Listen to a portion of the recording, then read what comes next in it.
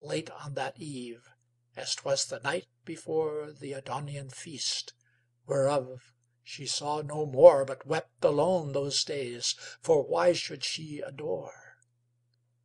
Lycius from death awoke into amaze to see her still, and singing so sweet lays. Then from amaze into delight he fell, to hear her whisper woman's lore so well, and every word she spake enticed him on to unperplexed delight and pleasure known. Let the mad poets say whate'er they please of the sweets of fairies, peris, goddesses, there is not such a treat among them all, haunters of cavern, lake, and waterfall, as a real woman, lineal indeed, from purest pebbles or old Adam's seed.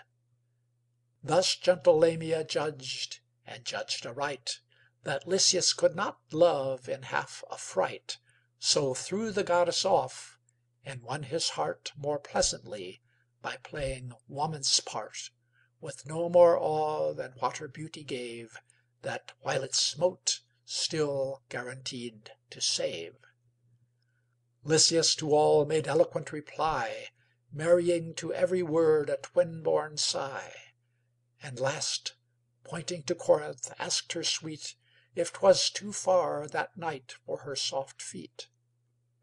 The way was short, for Lamia's eagerness made by a spell the triple league decrease to a few paces, not at all surmised by blinded Lycius, so in her comprised. They passed the city gates, he knew not how, so noiseless, and he never thought to know. As men talk in a dream, so Corinth all throughout her palaces imperial, and all her populous streets and temples lewd, muttered like tempest in the distance brewed to the wide-spreaded night above her towers. Men, women, rich and poor, in the cool hours shuffle their sandals o'er the pavement white, companioned or alone, while many a light flared here and there from wealthy festivals, and threw their moving shadows on the walls, or found them clustered in the corniced shade of some arched temple door or dusky colonnade. Muffling his face, of greeting friends in fear, her fingers he pressed hard as one came near, with curled gray beard, sharp eyes, and smooth bald crown, slow-stepped and robed in philosophic gown.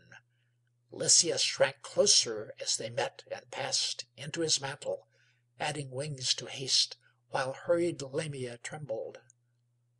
"Ah," said he, "why do you shudder, love, so ruefully? Why does your tender palm dissolve in dew?" "I'm wearied," said fair Lamia. "Tell me, who is that old man? I cannot bring to mind his features. Lycius, wherefore did you blind yourself from his quick eyes?"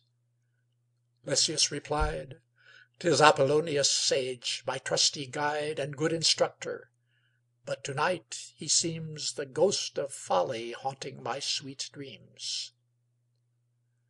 While yet he spake, they had arrived before a pillared porch with lofty portal door, where hung a silver lamp whose phosphor glow reflected in the slabbed depths below, mild as a star in water, for so new and so unsullied was the marble hue, so through the crystal polish, liquid fine, ran the dark veins that none but feet divine could e'er have touched there.